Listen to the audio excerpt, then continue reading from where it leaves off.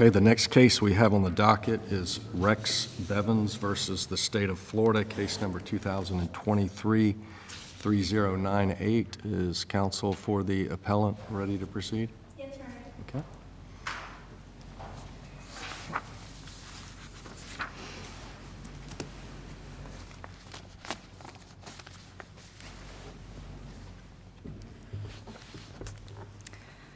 May I reserve 4 minutes for rebuttal? 4 minutes. Yes, ma'am.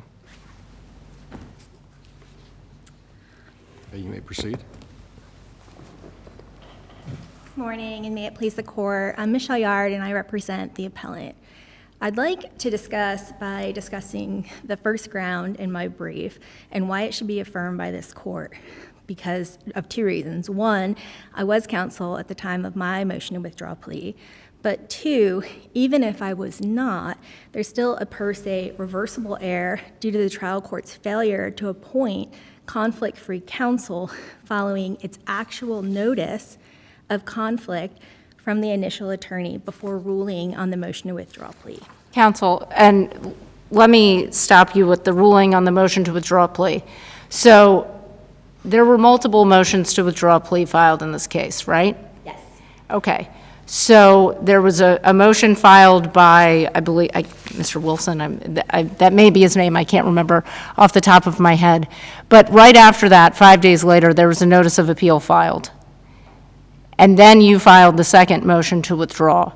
So, and then all of the events that you're talking about transpired. How did the trial court have jurisdiction to address anything beyond that first motion to withdraw?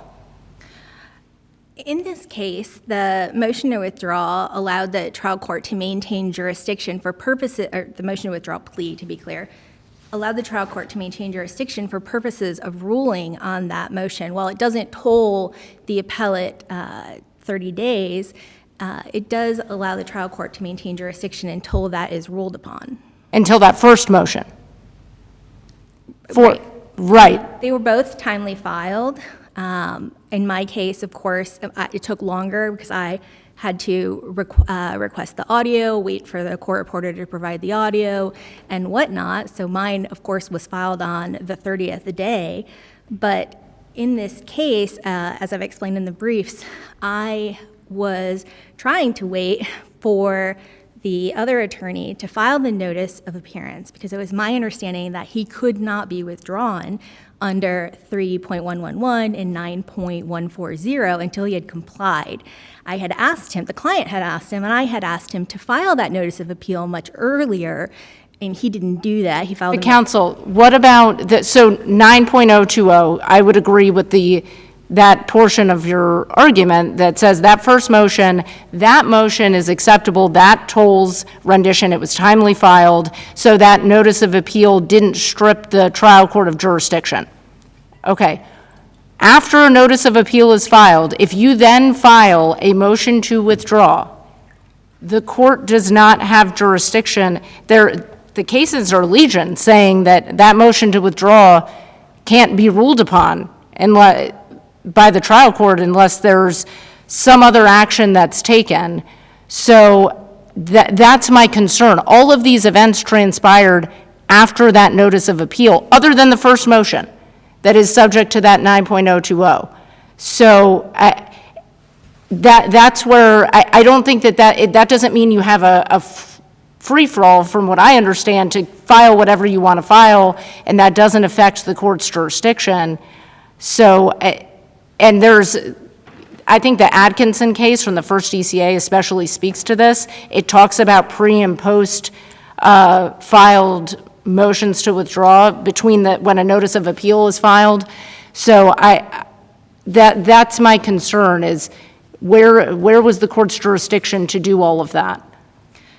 Your Honor, 2 things. One is that even if a notice of appeal is filed before a judgment is rendered, it's essentially held in abeyance until the judgment is entered. In this case, I would argue that the motion to withdraw should be the same. But regardless, even if the court does not want to recognize my motion, there's still fatal error here that must be reversed. And that is because the initial attorney who filed the motion to withdraw the plea, it conceded before the court ruled on his motion to withdraw plea that there was an irreconcilable conflict. And that triggered, under the Florida Supreme Court precedent in Shepard, the requirement that before the trial court rule on the merits of that first motion to withdraw plea, that it conduct the inquiry on whether conflict-free counsel was required.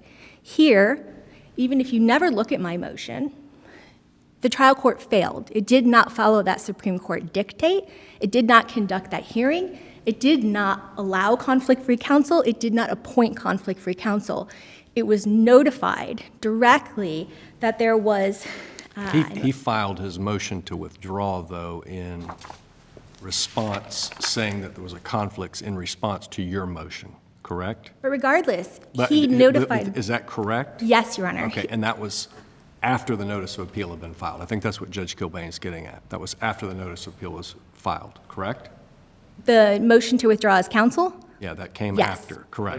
Your motion to withdraw a plea, let's call it the second motion to withdraw a plea, and I want to be careful because you have a motion to withdraw a plea, you have counsel's motion to withdraw as counsel, so I want to be somewhat careful, and I think I want to build upon the question of my two colleagues. The purported conflict of original trial counsel was born because of the contents of your motion filed on behalf of the appellant, right? That's exactly what Judge Boatwright just asked. That forced the attorney to concede that there was a conflict because of the allegations of the client against him. Understood. And your motion, though timely, even if timely under the rules of procedure, was filed after the notice of appeal, was it not? It was, Your Honor. So would not 5th DCA precedent also dictate that the motion to withdraw a plea filed after the notice of appeal and any court's consideration of that subsequently filed motion to withdraw a plea would be a nullity because the notice of appeal had divested the trial court of jurisdiction? You agree with that? I don't agree with that, but I don't think it's fatal to the argument here because the motion to withdraw a plea was filed before the notice of appeal. And then... The original motion to withdraw a plea. Yes, Okay. yeah, so not even talking about mine, right? There's the motion to withdraw plea, then approximately 5 days later, there's the notice of appeal, all from the original attorney. And then, I believe 2 days later, the attorney moves to withdraw due to conflict. So for whatever reason, whether it was my motion or he spoke with the client, we don't know the reason, right? He says that he can no longer represent Mr. Bevins and that there is conflict and that he can have no involvement with Mr. Bevins, the appellant, whatsoever, is what he says. So the court then waited some almost 6 weeks to rule on that initial motion to withdraw. And it knew from 5 or 6 weeks prior to that that there was a Shepard issue, that the attorney who filed that motion to withdraw on which the court was going to rule had said, I can't be involved in this case. And that triggered the required hearing under Shepard. For whatever reason, if the attorney told the judge off the record that he had a conflict, it doesn't matter. Once the judge is on notice that there is irreconcilable conflict, an adversarial relationship between the attorney who filed the motion and has not, before he has ruled on the motion, that triggers, under the Sixth Amendment, a right to conflict-free counsel. And that didn't happen here.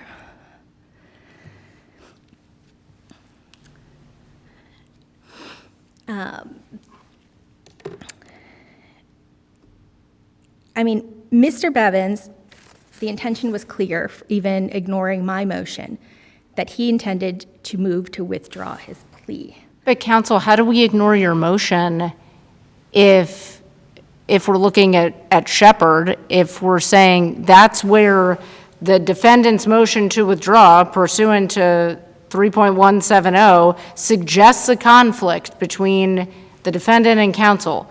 That suggestion arose from a motion to withdraw a plea that was filed after the notice of appeal.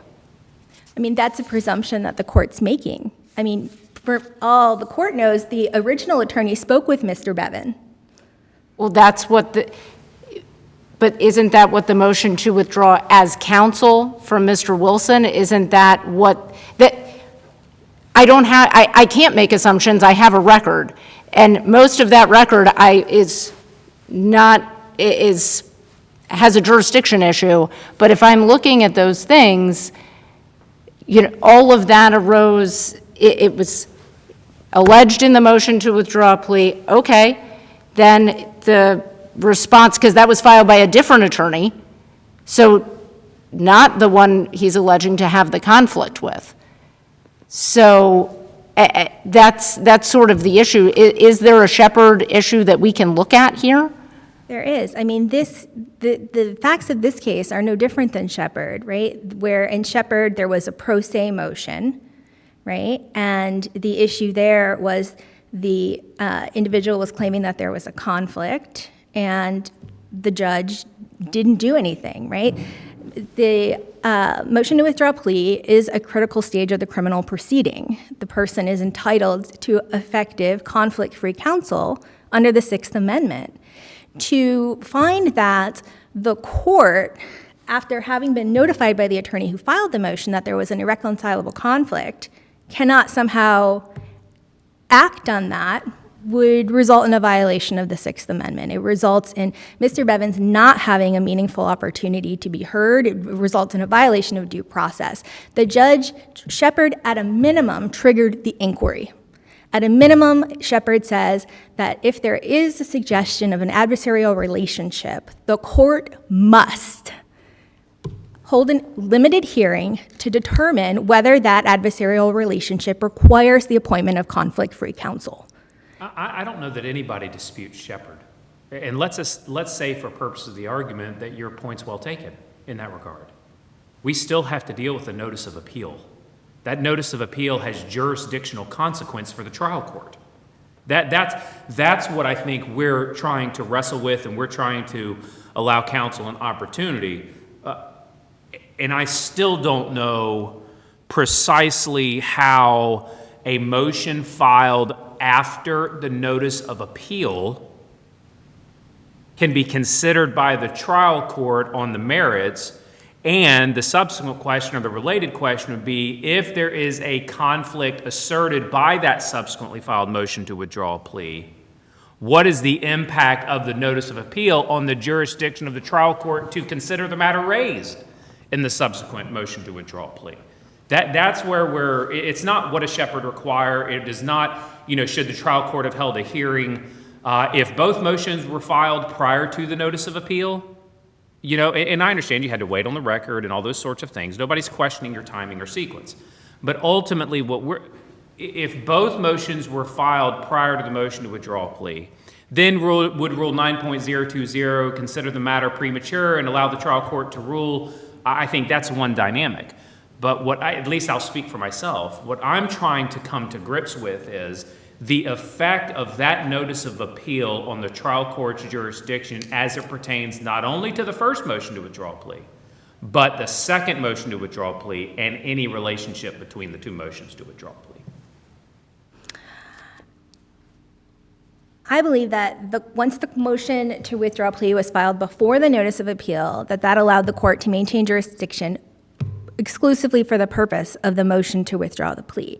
The court in Thomas v. State, cited in the appellee's brief, found that right after the 30 days have expired, that there was no jurisdiction to file a new motion. In that case, the attorney filed after the 30 days, under which 3.170L allows the motion to withdraw a plea. The attorney filed a motion to reconsider the ruling. And what the appellate court found was that the judge could only rule on the original motion, that the motion to reconsider, which was filed outside of the 30 days, was no longer jurisdictional. So I would maintain that for purposes of jurisdiction, the motion to withdraw plea, having been filed before the notice of appeal, allows the court jurisdiction to maintain the issues in ruling on that motion. I just don't agree that the notice of appeal divests the jurisdiction of the court for a motion that was timely filed before the notice of appeal. So a later, so would the first motion operate as a placeholder almost? Yes, I mean, there, you know, in the rule, it says that 3.170L, that you have to file the motion within 30 days. It does not say before a notice of appeal. It doesn't say that in the rule. And I feel like if that was the operative fact, that the rule would include that. So I think presuming that the notice of appeal here divests the court of jurisdiction for the timely filed 3.170L motion is incorrect. And I want to make sure, and I don't want to dance on the head of a pin unnecessarily, the motion to withdraw a plea that you filed on your client's behalf, that was not an amended motion, correct? You did not, that was not filed as an amended motion. You filed that as a motion. Yes. Okay. Yes, the client retained me to file the motion to withdraw a plea because of the conflict with Wilson. So I was filing the motion that I was retained to file. I was not intending to come on as substitute counsel. I was coming on as additional counsel, which is why I filed the limited notice of appearance. And I'm not taking issue with what you did. I'm just trying to make sure that I'm accurately recalling Yes, the nature Judge. of the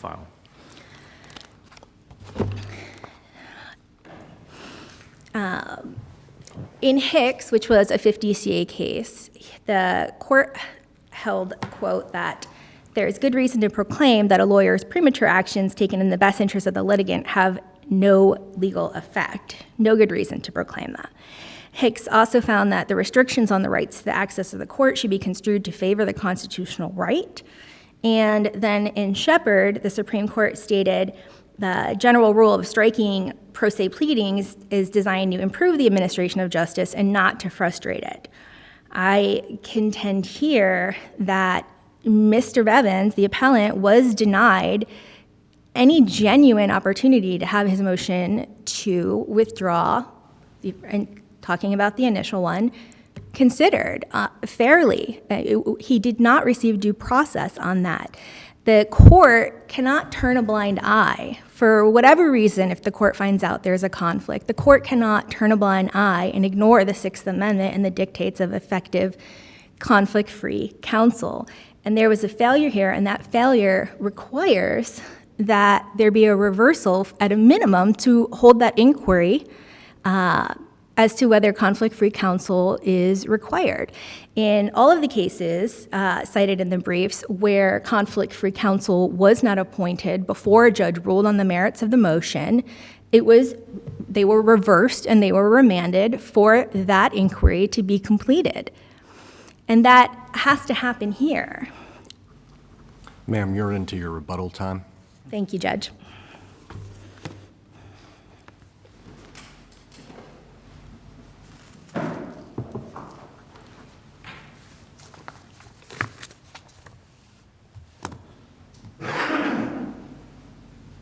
Excuse me. Good morning. My name is Robert Bradford, and I represent the state of Florida in this matter. With respect to the first issue, I'd like to begin by talking about the two cases that appellant seems to rely on the most, Shepard and Hicks.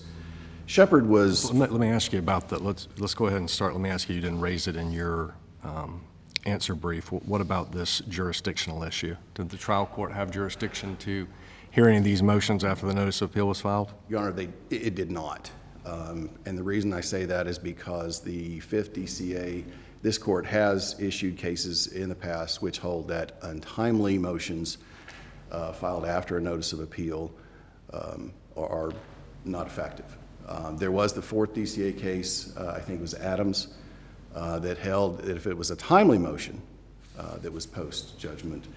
So you would agree the first motion was timely? First motion was timely, yes, sir. What about to her argument that once counsel stated that he had a conflict, that the judge had a requirement in dealing, he had not dealt with the first motion yet, that he should have held a Shepard inquiry at that point? Well, and this is what I was getting ready to say about Shepard. The problem with that is that Shepard dealt with a case where a represented defendant filed a pro se motion. This was not a case where a second attorney tried to make an appearance. And as I argued in the brief under the general rules of general practice and judicial administration, there are specific ways that an attorney can appear on behalf of a client in the state of Florida. But does that really matter once counsel says, hey, I have a conflict? I mean, does that really matter at that point who filed the motion, whether it was pro se or an attorney filed a motion that started that process It for him does in the to- sense that Shepard, the holding in Shepard, the specific holding was that the represented defendant in his pro se motion did not need to make an unequivocal request to discharge the attorney. That was the specific holding. It reversed a line of cases that went back to, I believe it was the Logan case in the early 2000s, where the Supreme Court said, no, and because Florida jurisprudence for as long as I've been licensed has been that a represented defendant in a criminal action, if they file a pro se motion, it's a nullity. And so therefore, Logan said, well, so the defendant has to make an unequivocal request to discharge the attorney. But then Shepard kind of stepped back from that and said, well, no, this motion, it's pretty clear that that's what was created, was an adversarial relationship. If you didn't use the magic words, I request to discharge my attorney, that's okay. That's all the holding of Shepard says. Why does it matter whether he does that or another attorney does that on his behalf, though? That's what I'm asking. Why does that matter? Again, because since, going back, I think the case I cited in my brief was from 1939. Even before any rules, it's been the law in Florida that for another attorney to appear on behalf of a litigant, that they had to be substituted in if the person already had an attorney. There's only one way to make an appearance in the state of Florida. There's only one rule that governs appearances in the state of Florida, and there's the same rule governs. Limited notice of appearance was not sufficient? The notice of limited appearance in this case said that it was for limited purposes of post-conviction relief. Now, I understand this was after conviction, and I understand this was some sort of remedy, and so it was constituted relief. But in the criminal law parlance, post-conviction relief has a specific connotation, and it has a whole rule devoted to it, 3.850. And in fact, ultimately, that's what this case needs to go to. It needs to go to a 3850 hearing, a proper motion, and a proper hearing so that issues such as strategic considerations, whether there was evidentiary support, whether there was support in the law, whether Attorney Wilson had specific strategic, reasonable strategic intentions for how he presented this case at sentencing. But once he notified the court, let's take out the jurisdictional issue. Once he notified the court that he had a conflict, you're saying the court doesn't have a requirement at that point to hold a Shepard hearing when the attorney says I have a conflict? Well, I mean, the attorney in this case, the court doesn't have correct? a hearing in the sense that, well, in addition to the jurisdiction, this attorney, there was no proper appearance, there was no proper termination of the other appearance. So I think the court stated in a later motion, maybe the motion that denied the reconsideration motion, or the order denying the reconsideration When motion, counsel's motion to withdraw, he says, I have a conflict, right? Correct. created by the second motion to withdraw the plea, yes, which was unsworn, unverified, and unsupported by an affidavit. So they're allegations, but again, we have no evidence. In a 3850, it has to be either sworn motion, it has to be that statement under penalties of losing my privileges in the Department of Corrections, et cetera, et cetera. None of that's here. We don't have that. The court specifically felt that from the time that Attorney Wilson was allowed to withdraw until Attorney Yard filed her second notice of appearance and the second notice of appeal or amended notice of appeal. Ms. Revenson, the appellant didn't have any attorney, not an effective one, not that required the court to do anything, because the specific holding in Shepard did not say that conflict-free attorneys don't have to follow the rules. Now, and I think that the holding in Hicks also is relevant in the sense that in Hicks, which was a civil case, obviously, Hicks versus Hicks,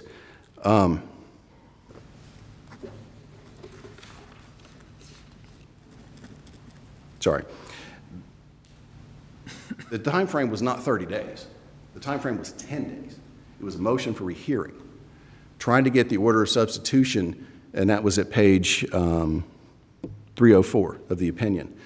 And they cite to the specific rule. I think it later went to 15 days. But in any way, in 10 days, it's very difficult for somebody in prison to hire a lawyer, bring them up to speed, get everything accomplished. The Hicks court recognized that. But in addition, in Hicks, there was evidence that they attempted to comply with the rules.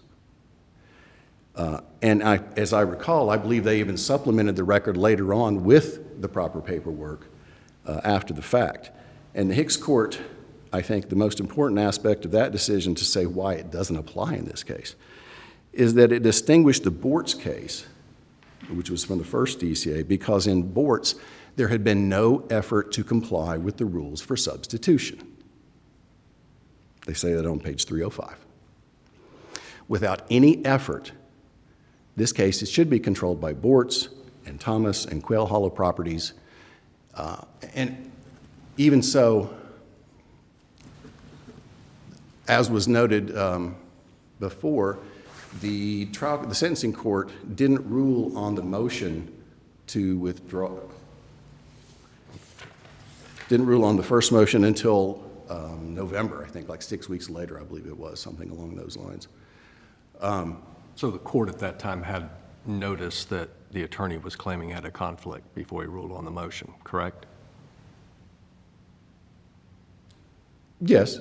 Okay. There was some kind of claim to a conflict, but not in any effective. So you're saying not in every situation that doesn't trigger an automatic No. Shepherd Well, hearing first of all, inquiry. it's the same sense that the motion to withdraw a plea has to be filed before the notice of appeal. I mean, even if there's good reason to withdraw the plea, if it's after, What do you make of original trial counsel standing before the judge and saying, I have a conflict? Not with the second motion, things of that sort. Set that to the side just a moment. If I hear Judge Boatwright correctly, the original trial counsel himself said, there's a conflict. Well, what is the trial judge to do with that? Just, well, the notice of limited appearance wasn't phrased correctly or something of that sort. I still don't, we're setting, for purpose of the argument, apparently we're setting to the side the notice of appeal just a minute. But is the trial judge permitted just to move forward when trial counsel says, I have a conflict? We just keep going? after the plea has been entered, after a panel After has been- sentencing, after plea, 3170L is triggered? Yeah, Yeah. just ignore it and move. You move it and go on. Like I said, it's a proper issue for a 3850. And that's where this case should be resolved, in a 3850 motion. And just so it's clear, there was no hearing held, correct, on the motion to withdraw a plea? The only order, I think, that really encompasses the motion to withdraws with an S, because I think he referenced the other one. There was not a hearing on that, is that correct? That's my recollection. There was no hearing.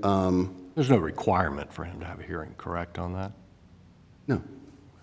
I just want to be sure, because we're referencing that trial counsel was standing before the judge essentially saying, I have a conflict, but it was filed in the court file, it's out there, but he didn't address it before, was he aware that it had been filed?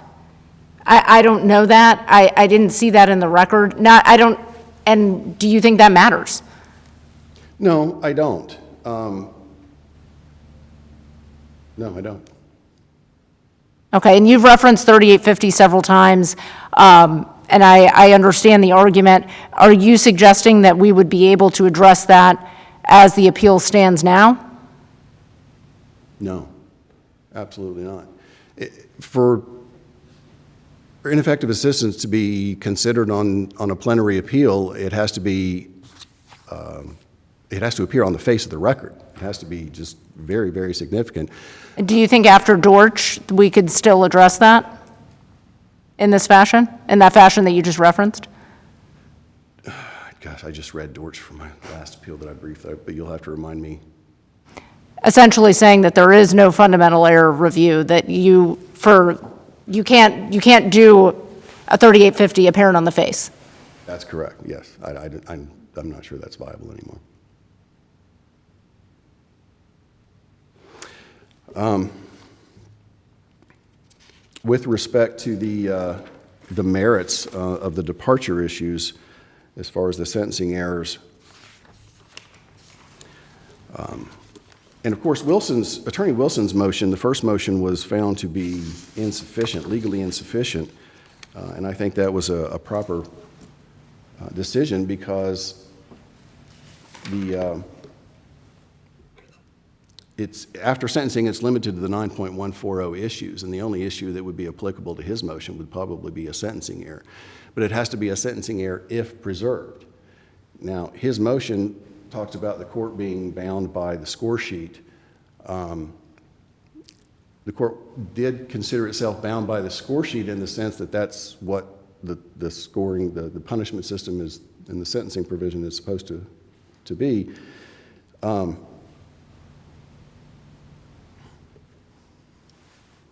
But I'm sorry, I lost my train of thought. That's okay. And if it was a sentencing error, that could have also been brought pursuant to a 3800B, even after the notice of appeal, but prior to the initial brief, correct? Correct. And what I was getting ready to say is the 9.140, it's a sentencing error if it's preserved, and it wasn't preserved.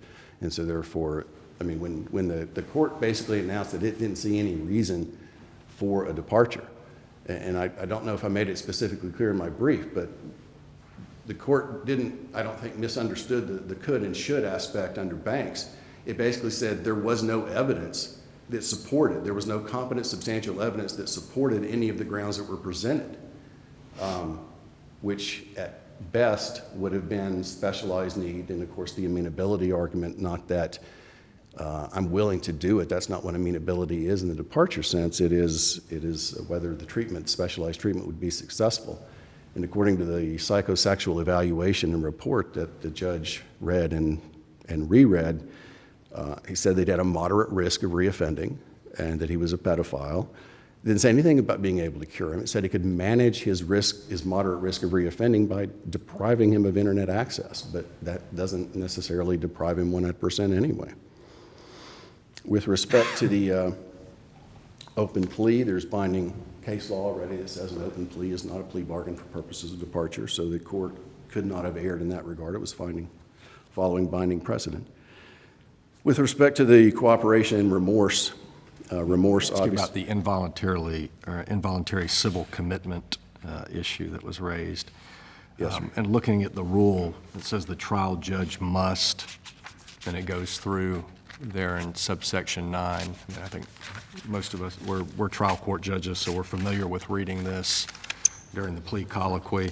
That was not done, correct? That was not done. Okay, and then I think the last part of that rule says, as this admonition shall be given to all defendants in all cases. Had her motion been proper, not for the jurisdiction issues, what is your response to that? They still haven't made any showing of prejudice. 3.172. So is that the last subsection that you're looking at in that rule that deals with prejudice? Is that what you're relying on? 3.172, yes, sir. Okay. And what about the Partlow case? You cite to that dealing with the prejudice issue. Well, yes, sir. And I think that had to do with sex offender registration, which is not part of this rule, correct? So there's a factual distinction in that case. Is that right? There is a slight distinction, but the court, I believe the Partlow, or the Klein case, held also that civil commitment under Jimmy Rice is not a punishment. So therefore, it need not be expressed in that regard. Certainly, the rule does require it, but and that's why I cited the Warnos case. Obviously, in that case, the failure to notify of minimum and maximum punishments, the possibility of deportation, perjury charges upon false sworn statements, and trial rights that were being waived. I mean, I've never honestly, in in my days practicing criminal law, I've not seen or even heard of a plea that. Is this offense, these offenses that he pled to, are these offenses that would potentially subject him to involuntary civil commitment under Jimmy Rice? Possibly.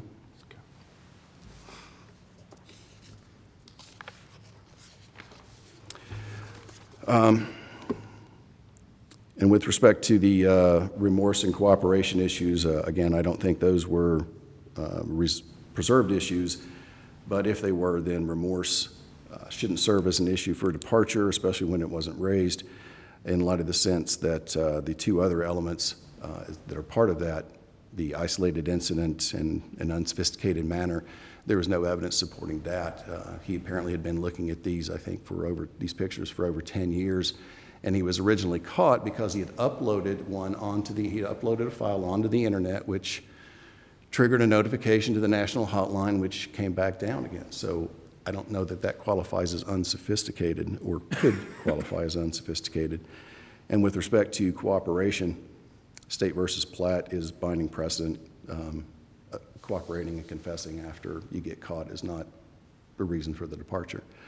I understand opposing counsel has argued that because the list in the rule isn't the exclusive list, that the court can consider other reasons.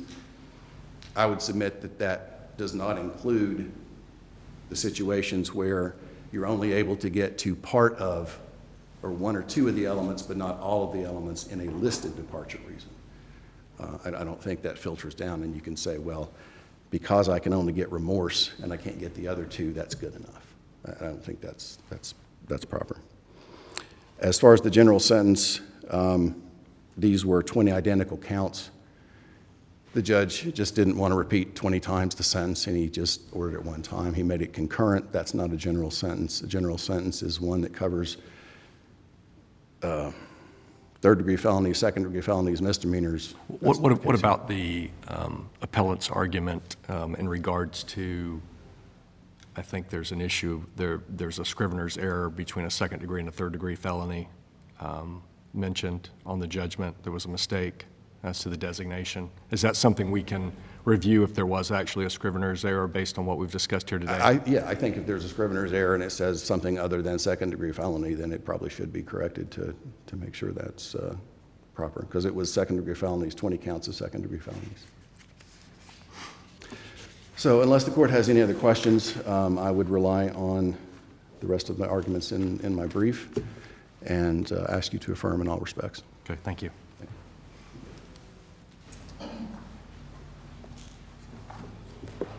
Ma'am, let me ask you before you get started, in regards to if your second motion is a nullity, you said, but hey, you still need to discuss the Shepard issue. So let's say you're right on that, okay? So let's say he now gets a new counsel. You're still stuck with that first motion, though, correct? I mean, there isn't going to be the issues that you've actually raised are much different than the first motion, which you've raised here on appeal. Those are done at that point, even if we were to agree with you, correct? I disagree, Your Honor. The case law is replete with all of these pro se motions that were ruled upon without conflict-free counsel. When they are remanded, they are always remanded for the defendant to have the ability of conflict-free counsel, including the ability to amend the motion. One of the cases cited in the brief, I would have to review my notes, had that exact situation. The case was remanded. The judge did not allow the conflict-free attorney the opportunity to amend, and that was again reversed.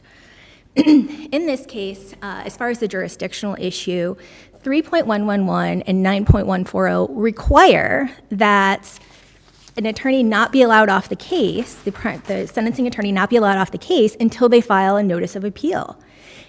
In that situation, a client could never hire a new attorney to do the motion to withdraw the plea because the new attorney cannot come on until the first attorney withdraws, and the first attorney cannot withdraw until the notice of appeal is filed. It's a conflict in the rules. It is unworkable. It is unfair, and it deprives people of their Sixth Amendment right. As far as the idea that this should be resolved in a 3850, Shepard spoke on that. Shepard said, and I quote, "Deferring issues to the post-conviction process that can be effectively dealt with at an earlier point is neither efficient nor preferable." If I can move on to the Jimmy Rice issue for a second, the state cites Klein for the idea that this warning was merely collateral and therefore not prejudicial, but that's contrary to the precedent.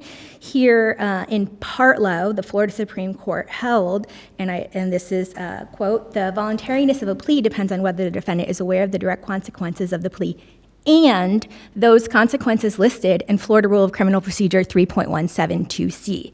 At the time that the court considered Klein, this warning hadn't yet been added into 3.172C.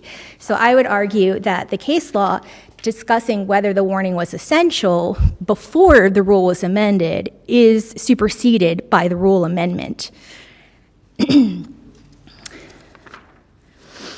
As far as the downward departure, here the attorney made an argument for downward departure for mental health treatment based upon a specialized need. He submitted and was received into evidence a psychosexual evaluation that indicated that treatment would be effective in this case, that treatment was available, effective, that the defendant was willing to participate in that treatment.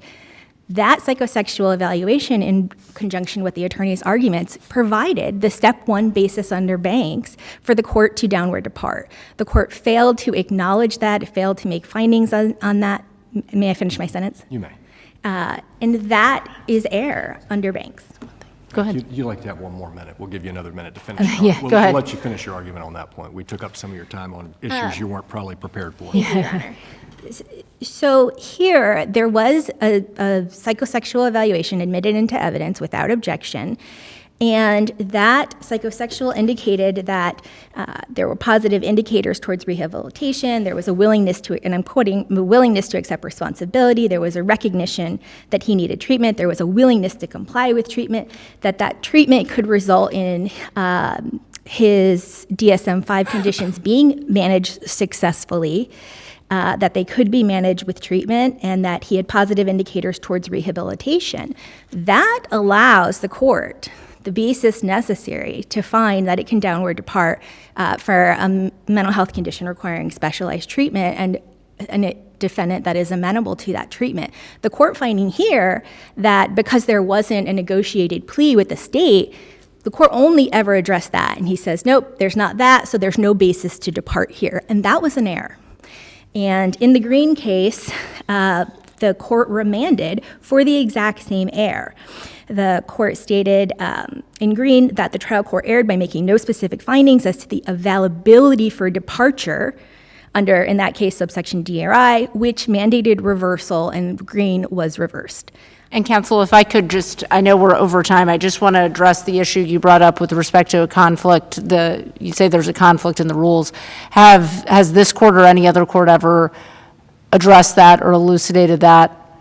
And you did not file that below, is that correct? You didn't indicate that as a problem below? I indicated in my briefs that there was a conflict with 3.111 because in order for me, the only reason I filed a limited notice instead of just filing a notice and seeking substitution was because 3.111 and the rule is repeated in 9.140, the same rule, that an attorney, the sentencing attorney, cannot be withdrawn until the notice of appeal is filed. And I didn't indicate that in my briefs that is why I had to file the limited notice instead of seeking substitution. Okay, thank you. Thank you. Anybody have any other questions? I do not. Okay, all right, Thank you, Your ma'am. Honors. Thank you. Thank you, both of you. Very well argued. Thank you. Yes, thank you. We will stand in recess.